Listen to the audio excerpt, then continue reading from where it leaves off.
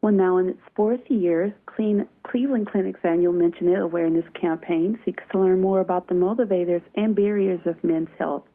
This year's survey has some interesting finds on the reality of how men prioritize their health. And joining me to discuss them today is Dr. Brad Gill, a urologist at the Glickman Urological and Kidney Institute in Cleveland Clinic. Thank you for joining me today. Thanks for having me. Now, first, Doctor, as we mentioned, this year's Cleveland Clinic survey had some surprising results. Can you tell us what was the most surprising to you and why? It really did. The thing that jumped out to me is what men would rather do than going to see a doctor. And over 80% of guys said they'd rather do things like clean the bathroom or take out the trash. They'd rather do household chores than go in and see their doc. That's interesting.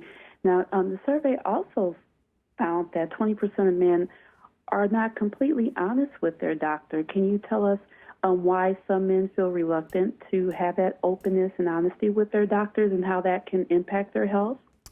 Right. So, men may not bring certain things up, or they may actually avoid talking about things because of a fear for potentially a serious diagnosis. The one thing that always comes to mind being a urologist is prostate cancer. If prostate cancer is picked up on routine screening before it causes symptoms, before it causes anything a man would notice, it's a very treatable and very manageable condition. However, if a man really waits until symptoms develop and they start to have problems, blood in the urine or difficulty urinating, things like that, prostate cancer is generally at a very advanced stage, and it can really be challenging to treat. So from that perspective, we really encourage guys to talk about things, to get in there and have an open conversation. Absolutely. And as we mentioned before, Cleveland Clinic is behind this important awareness campaign. Can you tell us what is Cleveland Clinic doing this year to help get more men to prioritize their health?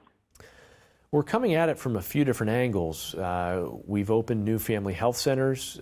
We've also extended office hours at these out in the community to include evenings and weekends. So men are able to get in after work and when they're free. The other thing that we've worked on expanding are our virtual visits. So men can actually have a doctor's visit via their smartphone.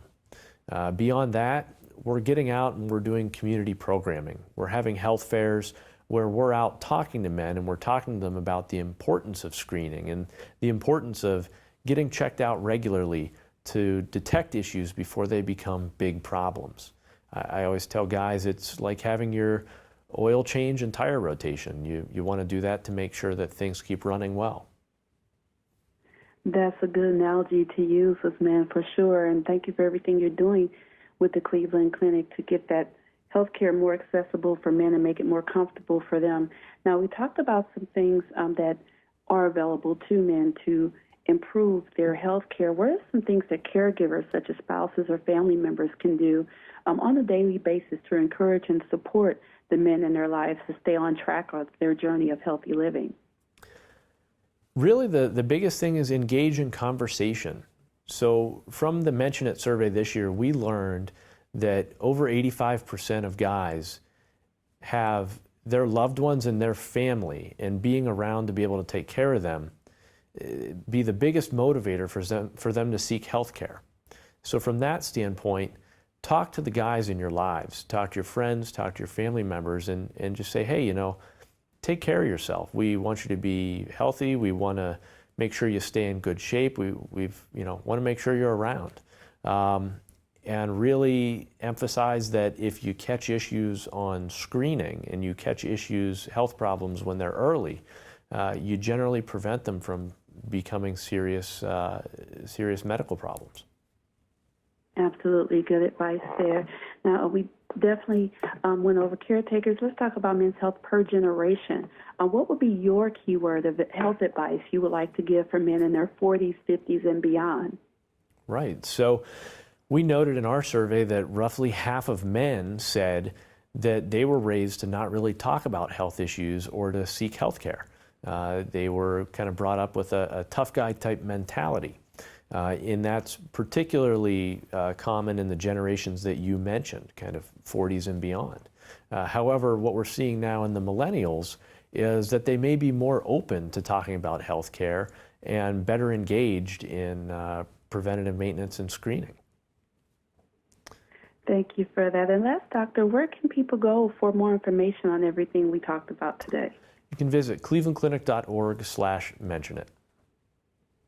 Perfect. Thank you so much. And again, for more information, visit clevelandclinic.com/mentionit. Thank you so much for joining me today, Dr. Gill. It's been a pleasure. Thank you. Take care.